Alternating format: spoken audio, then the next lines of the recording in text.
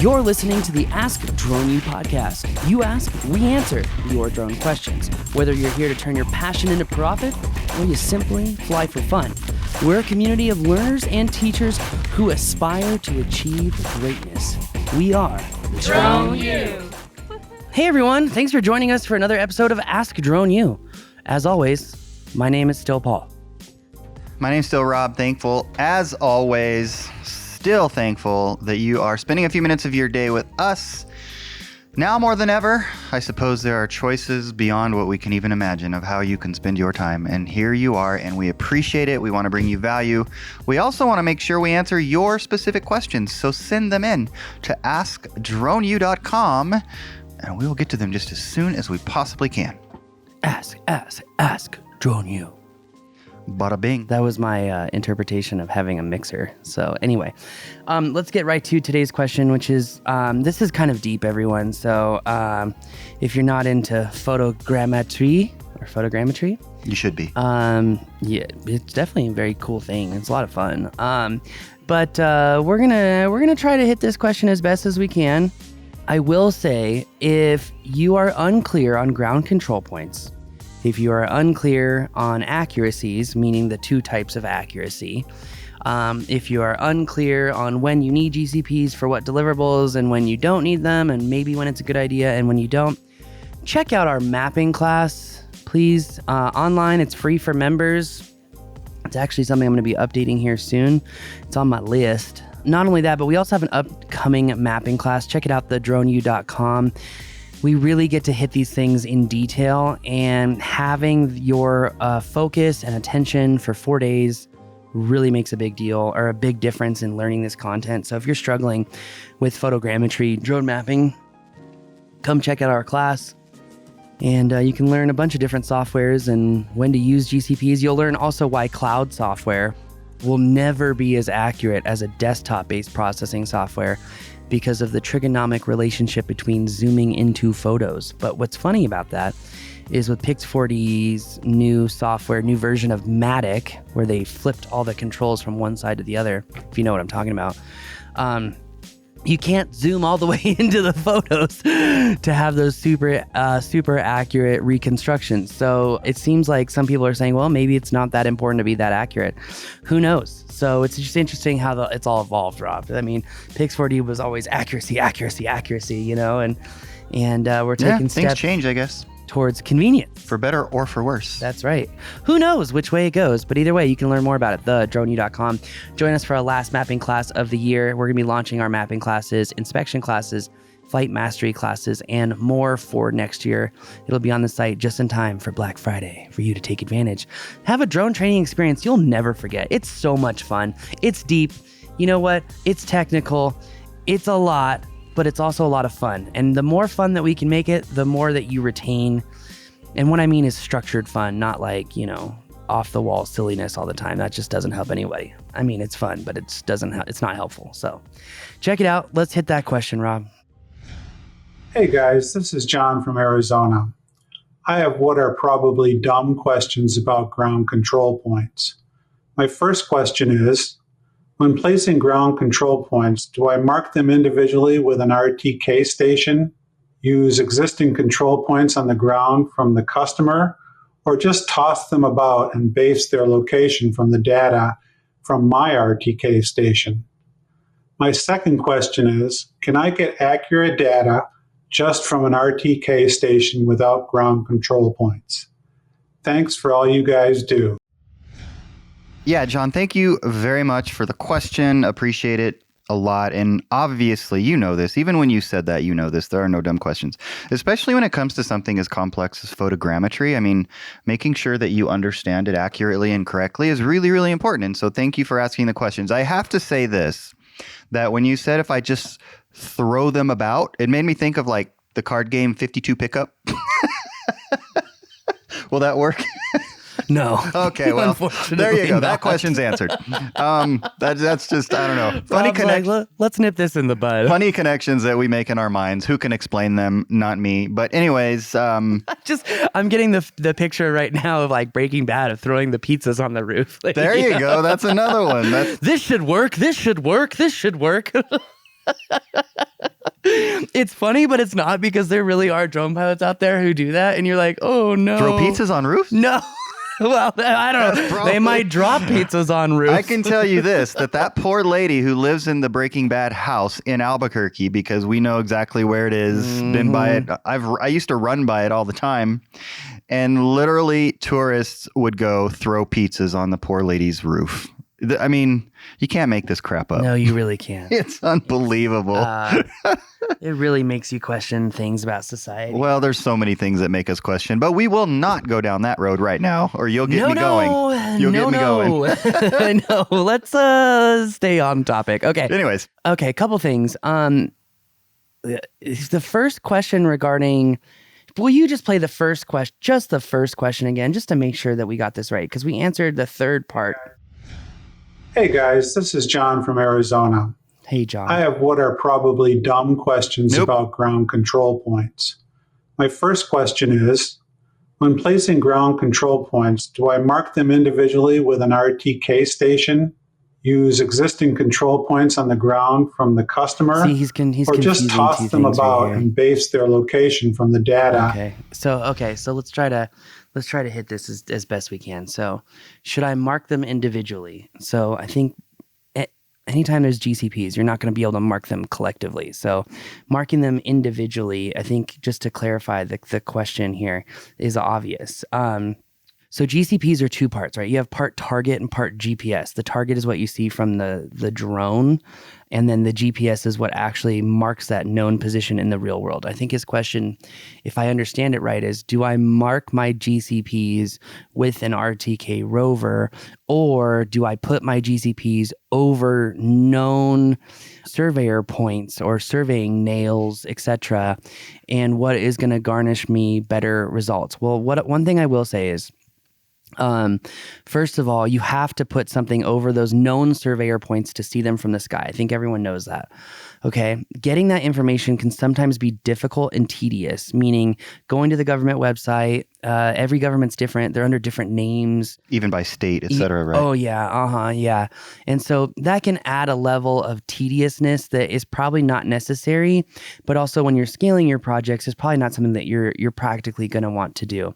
So if you're using an RTK unit to mark your GCPs, that is going to be superior to putting your GCPs over known points, gathering that data from the government website. It may not be in the same datum that you need to export your data into. It may be, meaning is it in this right state plane coordinate system? And then the next question is the data, meaning the actual numbers, in the same system that Pix4D or Drone Deploy or Measure or Esri, Optelos can read, right? Because there are different data formats. So that's two things. Then you need to understand, okay, well, wait a minute. Is the data that I got from the government, is it the orthometric height? Is it the orthometric height plus the geoid height?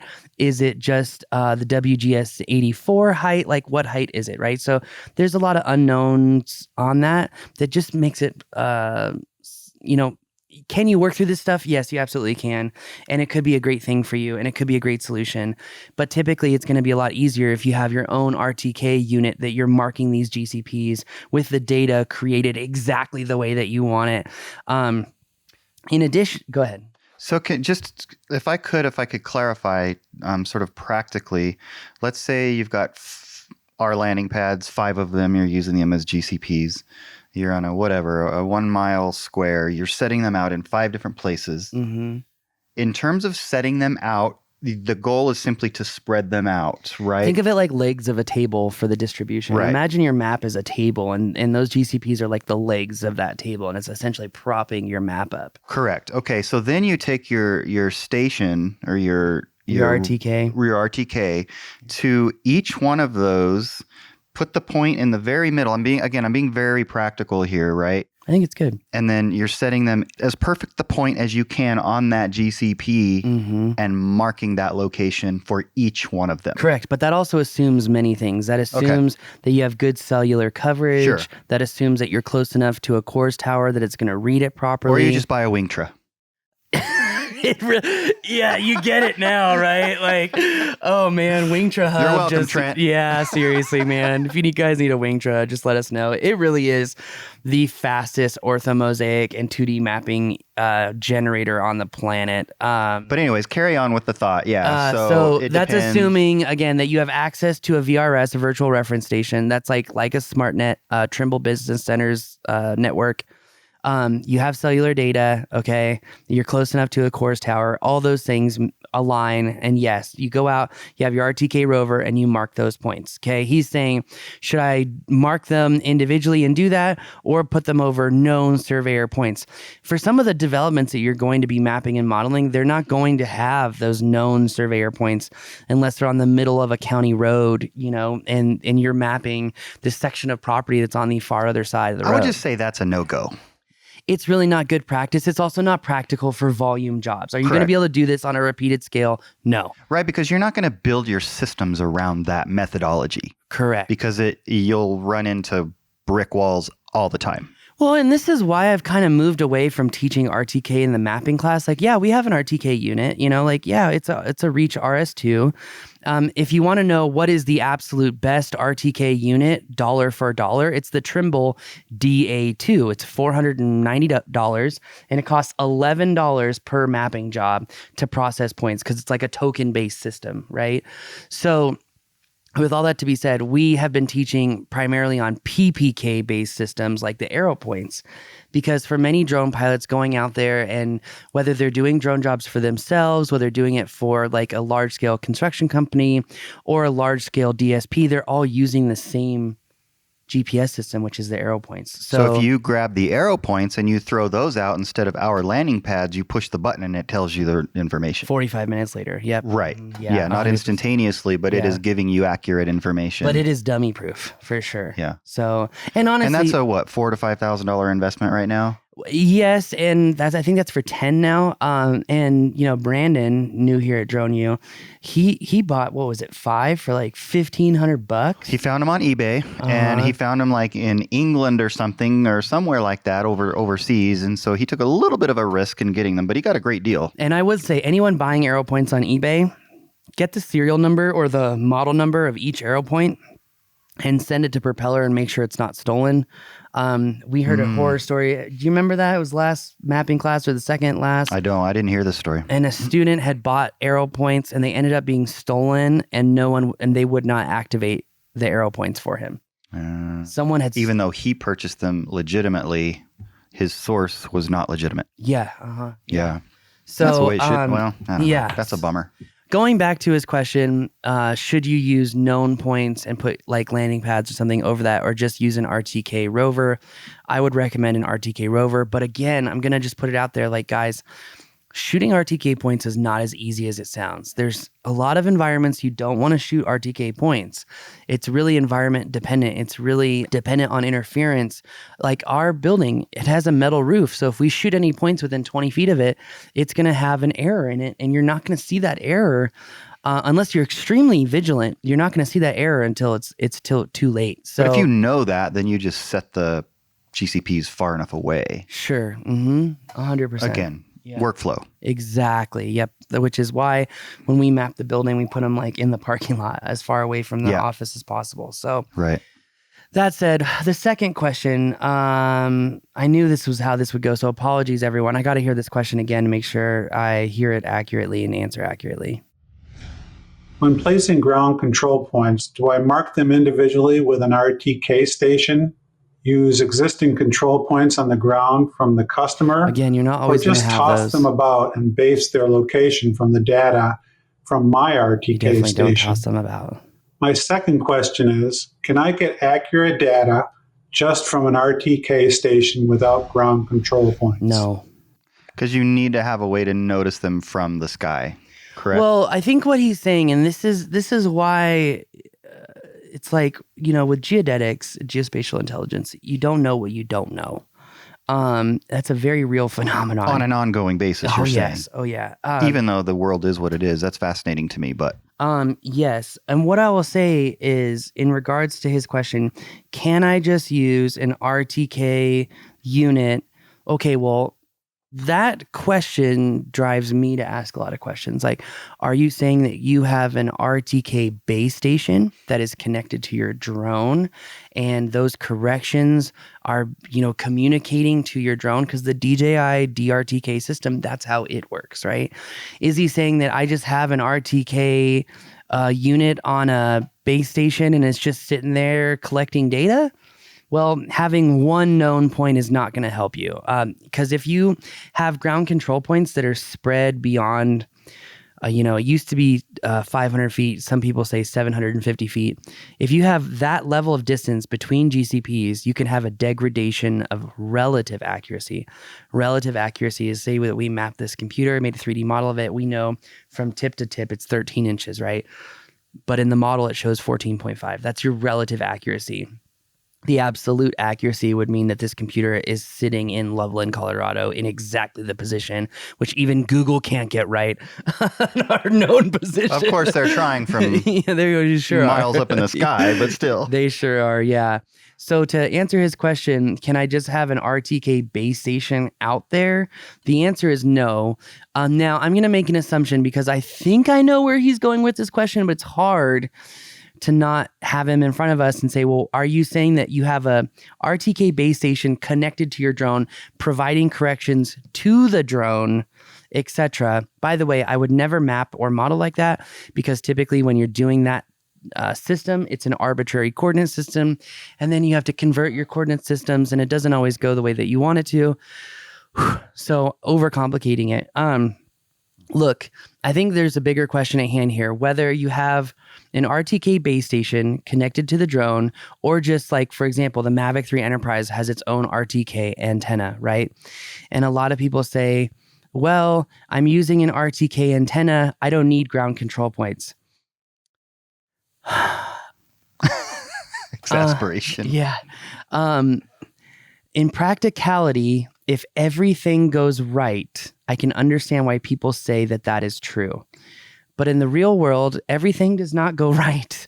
I mean, we had a training last month that the KP index was right at 5 when we started. And all the drones were having bad GPS data. And so if you didn't do your pre-flight checklist and you didn't see that the KP index was 5 and you just flew your drone and the RTK antenna was turned on, your data would be all screwed up. You had no idea why. You would think, oh, I used my RTK antenna. It was connected to the internet. It was connected to a VRS. Everything worked great. I'm fine. Okay, well, what if the humidity is 85% that day, right? Water in the atmosphere causes signal attenuation, and sometimes you have to correct for that. So again, there's so many variables that it's like, well, I think if we're actually going to be teaching people the right way to go about this, which we always do, we always want to make sure that people know as much as possible to make the best decisions possible. I would say in a perfect world, no, you cannot just use an RTK antenna on your drone and everything is going to go peachy. You ultimately, and ASPRS says this as well, who's setting the standards for all this. They always say, no, you have to absolutely always have one control, which means one known point. That known point could be shot with a propeller arrow point. You could go shoot a known survey marker. You could have one GCP that you shoot. And then, if you dig deeper into ASPRS standards, they're going to say, no, not just one. You need a minimum of 5, right? So it really Why did they just say that in the first place? It really depends on where you read on their website. I mean, they have reasons, I'm sure. But hey, we're all updating our content. So what I will say is, in a practical world, if you want to be known for accuracy and quality, no, you do not want to just shoot with your RTK antenna. You always want to have a backup. The backup, I would say, is a minimum of 1. Ultimately, if you really want to be a diehard quality nut, then you want to have 3 to 5, right? But I will say, when it comes to using an RTK antenna connected to your drone or your drone connected to an RTK base station, that no matter what, you want to have some form of control, which for me, again, I'm just going to throw an arrow point out, turn it on, let it collect. And then if my map has any lateral position error or any Z-axis error, I'm going to see that right away. So I will say, ladies and gentlemen, I've had enough jobs go bad that it does not hurt to cross your T's, dot your I's, and have a control. I promise you, it doesn't hurt, because Like we even had a student last class, Rob, who connected his RTK antenna to his Mavic 3 Enterprise. And he took off, that pergola we always eat lunch at? He took off at the little sidewalk by that pergola. And guess what? It was right over a water pipe. And he didn't know that. He processed his data on day 4 and he's like, dude, my data is coming in like a block away from where it is. I'm like, look where you took off, dude. You took off right near that manhole. There's known water pipes right there. Like, did you check your antenna's integrity or accuracy? And on the Mavic 3 Enterprise, it doesn't show it. And so he didn't. Not even if you dig in? I couldn't find it. On the M30T, it shows it. It's really weird. Long story short is it's a perfect example of sometimes you don't know what you don't know, and it can cause everything to go awry, and it never hurts to have a backup. So I'm going to rest my laurels, and yeah, you should always have a backup. That was a long-winded me processing while I'm talking. No, I think it's helpful. I really hope that it helped you, John, and anybody else that's got these same questions, because all I know is that every time I hear you talk about this stuff, I feel a little bit dumber. That is not the goal. No, I know it's not. I'm kidding. I'm being facetious. But obviously the point is that it's complex. And I think there are folks out there that mean well, that are trying to simplify it. But it's just one of those things that if you want to do it well, right, and most importantly, accurately, you cannot oversimplify it. I guess unless you want to go buy a Wingtra, that's going to help you do that. But even then, you have to understand what's happening, right? Yeah. So and there are still qualifications for the Wingtra, right? Yeah. You got to be within 20 or 30 miles of a Coors tower. That tower has to be broadcasting or sampling every second. It can't be a 3 or 5 second sample. And that really limits the number of towers that you can connect to. So it's not always bulletproof. There you go. Yeah. So thank you for the question, John. Absolutely not a dumb question. Clearly, the way that you can tell it's not a dumb question is by the answer, and just in terms of how involved it gets, right? So, if you have a question like John did, go to askdroneu.com. We would love to hear what's on your mind. If there was an if this then that map for ground control points, photogrammetry, and all of that, it would literally, that entire, like tree would look like the Stranger Things stuff that grows in caves. Yeah. Because it would just go everywhere. So anyway, I think also this particular show proves a really important point, which is why so many construction companies and companies that work in needing information, but not necessarily accurate information, because that whole surveyor's board and whatnot issue, it goes to show why so many people are like, no GCPs. I just need a really highly detailed photo. And ultimately, that's your orthomosaic, right? So I think it paints... And it's close enough.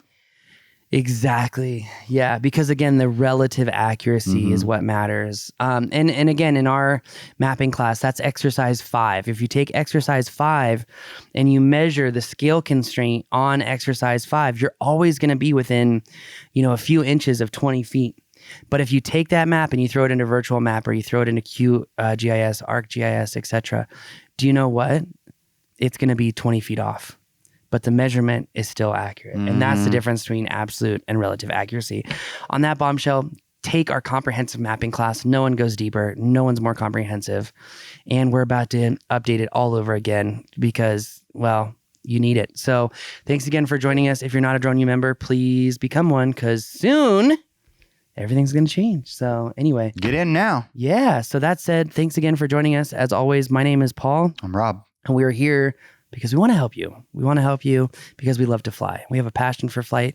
We want to help you turn your passion into profit through confidence. Thanks again for joining us at Ask Drone U.